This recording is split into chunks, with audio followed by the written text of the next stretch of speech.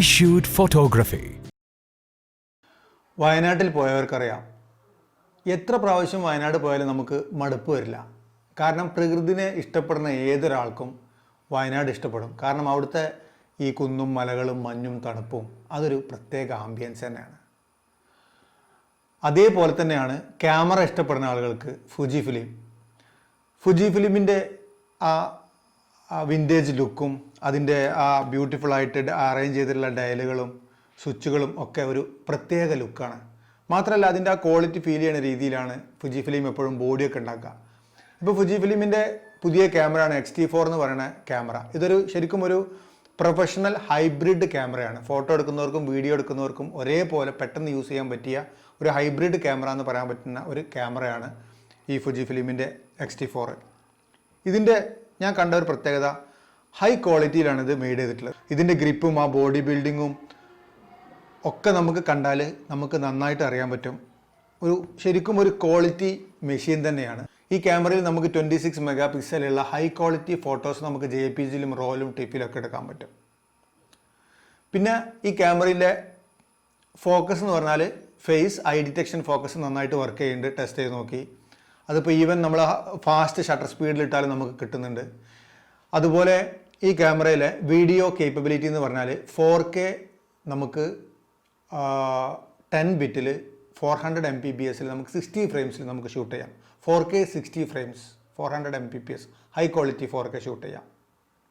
അതുപോലെ F-Logൽ നമുക്ക് ഷൂട്ട് ചെയ്യാം.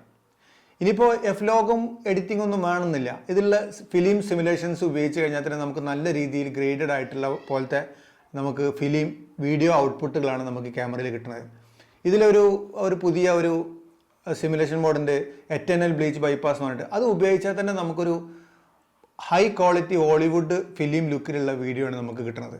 പിന്നെ 4K മാത്രമല്ല, നമുക്ക് ഫുൾ HDയിൽ 240 ഫ്രെയിംസിൽ നമുക്ക് ഷൂട്ട് ചെയ്യാം. സ്ലോ മോഷൻ നമുക്ക് 10 ടൈംസ് നമുക്ക് സ്ലോ മോഷൻ ആക്കിയിട്ട് ഷൂട്ട് ചെയ്യാൻ പറ്റും. അപ്പോൾ വളരെ സ്മൂത്ത് ആയിട്ട് നമുക്കിതിൽ സ്ലോ മോഷൻ ഷൂട്ട് ചെയ്യാൻ പറ്റും. ഇതാണ് ക്യാമറയുടെ പിക്ചർ ക്വാളിറ്റിയും വീഡിയോ ക്വാളിറ്റിയും. ഇനി ക്യാമറയിൽ നമുക്ക് യൂസ് ചെയ്യാൻ പറ്റിയിട്ടുള്ള കാര്യങ്ങൾ എന്തൊക്കെയാണെന്ന് നോക്കാം. ക്യാമറ നമ്മൾ എടുത്തു കഴിഞ്ഞാൽ നമുക്ക് ആദ്യം ഒരു ഡയൽ കിട്ടും. ആ ഡയലിൽ നമുക്ക് ISO നമുക്ക് ഇവിടെ പുറത്ത് തന്നെ നമുക്ക് സെറ്റ് ചെയ്യാൻ പറ്റും. അതിന് നമ്മൾ മെനുവിലൊക്കെ പോയിട്ട് കുത്തി ഉണ്ടാക്കൊന്നും വേണ്ട. നമുക്ക് അതിൻ്റെ ഡയൽ തിരിച്ചു കഴിഞ്ഞാൽ നന്നായിട്ട് സെറ്റ് ചെയ്യാൻ പറ്റും. അതുപോലെ നമുക്ക് ഷട്ടർ സ്പീഡിന് വേണ്ടിയിട്ട് വേറൊരു ഡയലുണ്ട്. അതിൽ നമുക്ക് ഷട്ടർ സ്പീഡ് അഡ്ജസ്റ്റ് ചെയ്യാൻ പറ്റും. അതുപോലെ നമുക്ക് എക്സ്പോഷർ അഡ്ജസ്റ്റ് ചെയ്യാൻ വേണ്ടിയിട്ട് ഒരു ഡയൽ വരുന്നുണ്ട്. അതിൽ നമുക്ക് നന്നായിട്ട് ചെയ്യാൻ പറ്റും. അങ്ങനെ നമുക്ക് എങ്ങനെ നോക്കുകയാണെങ്കിലും നമുക്ക് പെട്ടെന്ന് തന്നെ നമുക്ക് കാര്യങ്ങളും സെറ്റപ്പൊക്കെ മാറ്റാൻ പറ്റിയ രീതിയിലാണ് ഈ ക്യാമറയുടെ അറേഞ്ച് ചെയ്തിട്ടുള്ളത്.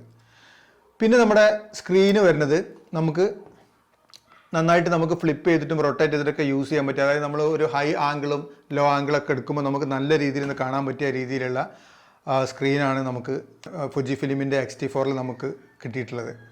അപ്പോൾ നമുക്ക് വേണമെങ്കിൽ ക്ലോസ് ചെയ്ത് വെച്ച് കഴിഞ്ഞാൽ നമ്മൾ ക്ലോസ് ചെയ്തിട്ട് ഉപയോഗിക്കുകയാണെങ്കിൽ നമുക്ക് വരൊന്നും വീഴില്ല. ഇങ്ങനെ നമ്മുടെ ആവശ്യം കഴിഞ്ഞ് ക്ലോസ് ചെയ്താൽ വര വീഴുക, ബാഗിലിടുമ്പോൾ ഉള്ള സ്ക്രാച്ചിങ്ങും പ്രശ്നങ്ങളൊന്നുമില്ല. ആവശ്യം കഴിഞ്ഞാൽ ക്ലോസ് ചെയ്ത് വെക്കാം. പ്രൊട്ടക്റ്റീവായിട്ട് നമുക്ക് യൂസ് ചെയ്യാൻ പറ്റും. പിന്നെ നമുക്ക് ഈ ഡയൽ മോഡുകളൊക്കെ നമുക്ക് ലോക്ക് ചെയ്യാൻ വേണ്ടി ഇതിൻ്റെ മുകളിലൊക്കെ ബട്ടൺ വരുന്നുണ്ട്. പ്രസ് ചെയ്തിട്ട് നമുക്ക് ഡയൽ മോഡുകൾ ലോക്ക് ചെയ്ത് വെക്കാം. പിന്നെ നമുക്ക് ഇവിടെ ഒരു ഫംഗ്ഷൻ ബട്ടൺ വരുന്നുണ്ട്. ഈ ബട്ടണിൽ ഇപ്പോൾ ഫോക്കസിൻ്റെ സെറ്റിങ്സ് വെച്ചിരിക്കുകയാണ്. അങ്ങനെ നമുക്ക് ഏത് രീതിയിൽ നമുക്ക് ഇഷ്ടമുള്ള രീതിയിലുള്ള ഇഷ്ടമുള്ള രീതിയിലുള്ള സെറ്റിംഗ് നമുക്ക് ഇതിമേ അസൈൻ ചെയ്ത് വെക്കാം. ഫ്രണ്ടിൽ ഡയലിൽ ഇപ്പോൾ ഉള്ളത് നമുക്ക് വീഡിയോ ഉപയോഗിക്കുമ്പോൾ അപ്പർച്ചറും ISO മാറ്റി ഉപയോഗിക്കാൻ വേണ്ടി ഇവിടെ പ്രസ് ചെയ്തിട്ട് നമുക്കൊരു യൂസ് ചെയ്യാൻ പറ്റും. ഈ ഡയൽ നമുക്ക് പ്രസ് ചെയ്തിട്ട് നമുക്ക് യൂസ് ചെയ്യാൻ പറ്റും. പിന്നെ ഞാൻ പറഞ്ഞു ഇതൊരു ഹൈബ്രിഡ് ക്യാമറയാണ്. ഫോട്ടോഗ്രാഫിയും വീഡിയോഗ്രാഫിയും ഒരുമിച്ച് ചെയ്യുന്നവർക്ക് ഇപ്പോൾ പ്രത്യേകിച്ചും ചിലവൊക്കെ കുറക്കാൻ വേണ്ടി നമ്മൾ തന്നെ ചിലപ്പോൾ ഫോട്ടോ വീഡിയോ ഒക്കെ ഒരുമിച്ചെടുക്കും.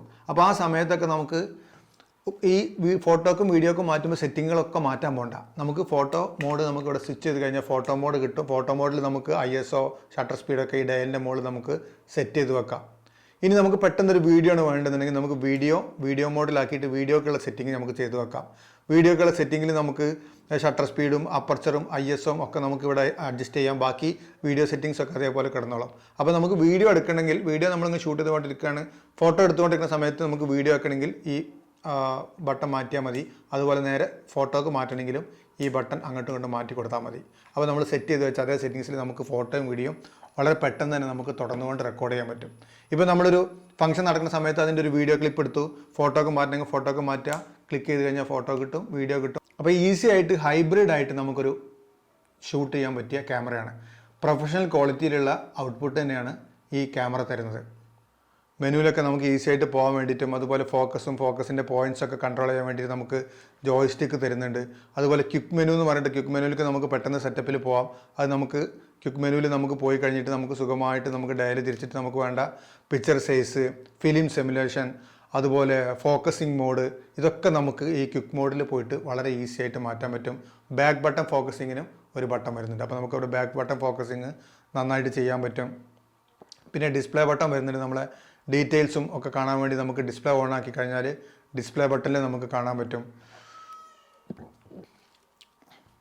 പിന്നെ നമുക്ക് ഞാൻ നേരത്തെ പറഞ്ഞ പോലെ തന്നെ നമ്മളെ കൺട്രോൾസ് ഒക്കെ പുറത്തുണ്ടെന്ന് പറഞ്ഞല്ലോ, അതിൻ്റെ ഒരു ഭാഗമായിട്ട് തന്നെ നമുക്ക് ഇവിടെ ഒരു മാനുവൽ ഫോക്കസ് മോഡിൻ്റെ കൺട്രോൾ ചെയ്യാൻ വേണ്ടിയിട്ട് നമുക്കിവിടെ ഒരു ബട്ടൺ വരുന്നുണ്ട്. അതിൽ നമുക്കിവിടെ തിരിച്ചു കഴിഞ്ഞാൽ manual, continuous focus, single focus. അപ്പോൾ മാനുവൽ ഫോക്കസിലേക്ക് വേണമെങ്കിൽ മാനുവൽ ഫോക്കസിലേക്ക് നമുക്ക് മാറ്റാൻ പറ്റും, സിംഗിൾ ഫോക്കസ് മാറ്റാം, കണ്ടിന്യൂസ് ഫോക്കസ് മാറ്റാം. അത് നമുക്ക് ക്യാമറൻ്റെ മുകളിൽ തന്നെ പെട്ടെന്ന് നമുക്ക് മാറ്റിയിട്ട് ഉപയോഗിക്കാൻ പറ്റും. പിന്നെ നമുക്ക് ഫുജി ഫിലിമിൽ വരുന്ന സിമുലേഷൻ മോഡുകൾ നമുക്ക് ഫോട്ടോയിലും വീഡിയോയിലും യൂസ് ചെയ്യാം. അതിൽ ഒരുപാട് കളറുകളുണ്ട്. വിവിഡ്, അതുപോലെ മോണോക്രോം, എറ്റേണൽ ബ്ലീച്ച്, ബൈപ്പാസ്, അങ്ങനത്തെ ഒരുപാട് സംഭവങ്ങളുണ്ട്. അതൊക്കെ നമുക്ക് മാറ്റിയിട്ട് യൂസ് ചെയ്തിട്ട് നമുക്ക് നല്ല പടങ്ങളും വീഡിയോയും എടുക്കാൻ പറ്റും.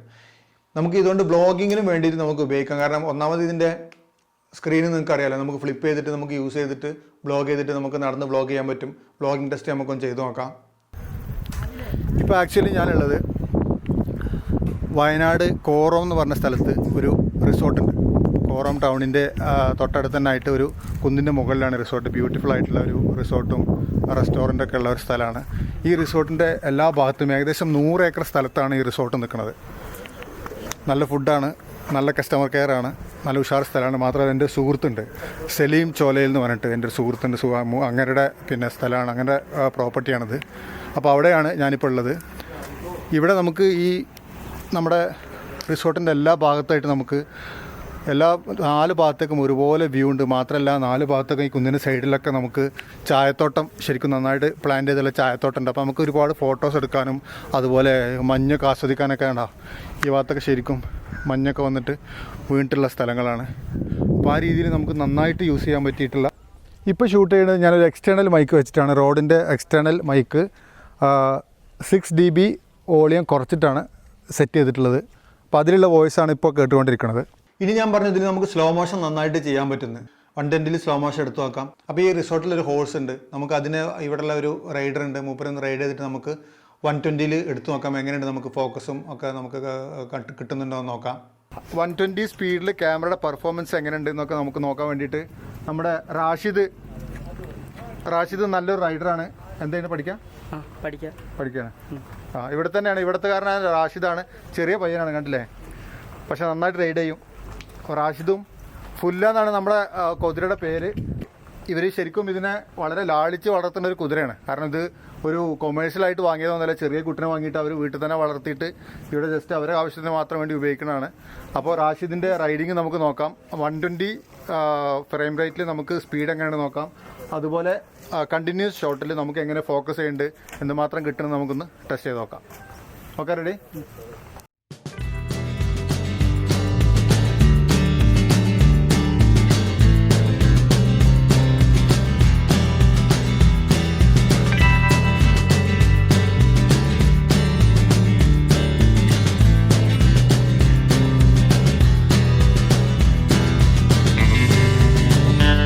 സ്പീഡ് മോഡലും ഫോക്കസ് കുഴപ്പമില്ലാതെ വരുന്നുണ്ട്. 120 പോയിട്ട് 240 നമുക്കിതിൽ ഷൂട്ട് ചെയ്യാമെന്ന് പറഞ്ഞു. 240 നമുക്ക് സ്ലോ മോഷൻ ഷൂട്ട് ചെയ്യാം. 240 ഷൂട്ട് ചെയ്യുമ്പോൾ നമുക്ക് ഫോക്കസ് കിട്ടുന്നുണ്ടോ എന്ന് അതൊന്ന് ചെക്ക് ചെയ്യാം. ഇവിടെ നമുക്കൊരു പൂളുണ്ട്. ഇപ്പോൾ വേണമെങ്കിൽ സ്ലോ മോഷൻ ചെക്ക് ചെയ്യാം. നമുക്ക് ആരെങ്കിലും ഈ പൂളിലേക്കൊന്ന് എടുത്ത് ചാടുക അല്ലെങ്കിൽ സ്പീഡിൽ നീന്തൊക്കെ ചെയ്യുകയാണെങ്കിൽ നമുക്ക് സ്ലോ മോഷൻ ചെക്ക് ചെയ്യാമായിരുന്നു. അപ്പോൾ അതിനിപ്പോൾ ഈ തണുപ്പത്ത് ആരെയും അവൈലബിൾ ആവുമെന്ന് എനിക്ക് തോന്നുന്നില്ല. അല്ലെങ്കിൽ പിന്നെ നമ്മൾ തന്നെ അങ്ങോട്ട് ചാടണം.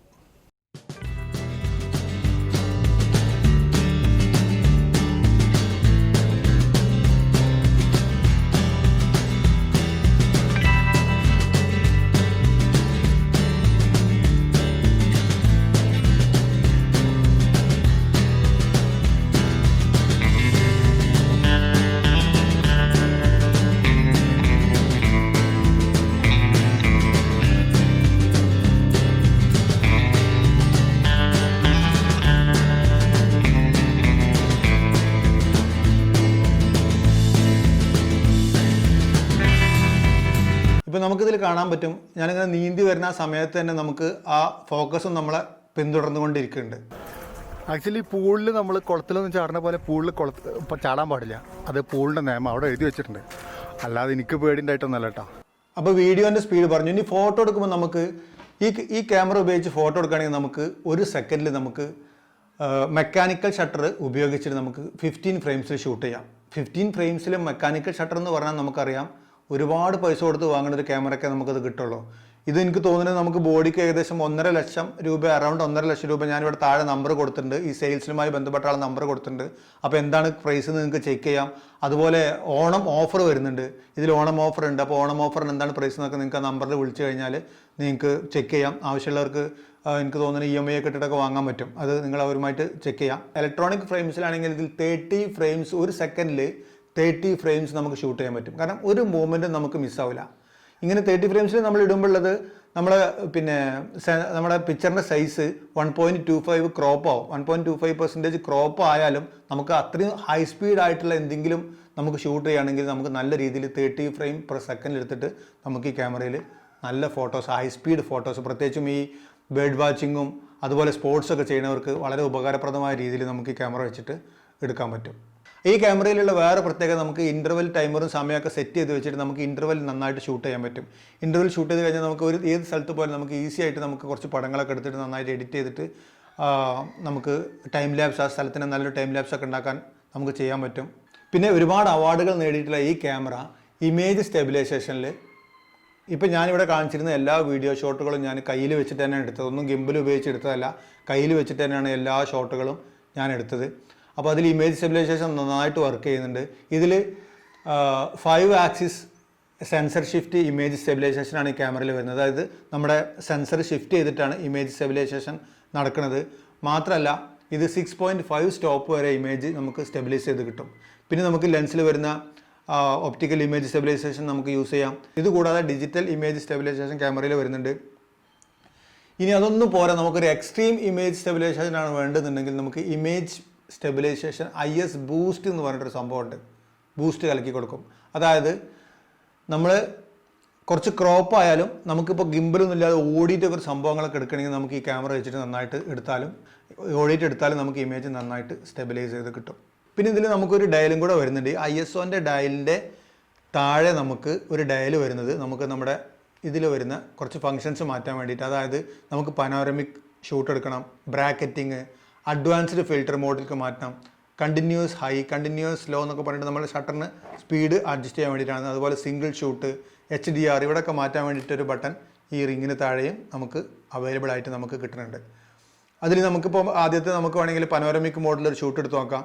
പനോരമിക് മോഡിൽ ഷൂട്ട് എടുക്കാൻ വേണ്ടി നമ്മൾ ചെയ്യേണ്ടത് പനോരമിക് മോഡ് മോഡ് ചൂസ് ചെയ്തിട്ട് ക്യാമറ നമുക്ക് ഓൺ ചെയ്തിട്ട് നമുക്ക് ഏത് ഹൊറിസോണ്ടലോ വെർട്ടിക്കലായിട്ടോ എങ്ങനെ എടുക്കേണ്ടതെന്ന് കാണിച്ചു കൊടുത്തിട്ട് ഏത് ഭാഗത്തേക്കാണ് നമ്മൾ പിക്ചർ എടുക്കാൻ പോകണമെന്നും കൂടെ കാണിച്ചു കൊടുത്തിട്ട് ഷട്ടർ ബട്ടൺ പ്രസ് ചെയ്ത് കഴിഞ്ഞാൽ ഓട്ടോമാറ്റിക്കായിട്ട് ക്യാമറ ക്ലിക്ക് ചെയ്ത് തുടങ്ങും. ആ സമയത്ത് നമ്മളിങ്ങനെ പിടിച്ചു കഴിഞ്ഞാൽ നമുക്ക് ബ്യൂട്ടിഫുള്ളായിട്ട് ക്യാമറനെ സ്റ്റിച്ച് ചെയ്തിട്ട് നല്ല ഒരു പനോരമിക് ഇമേജ് തരും.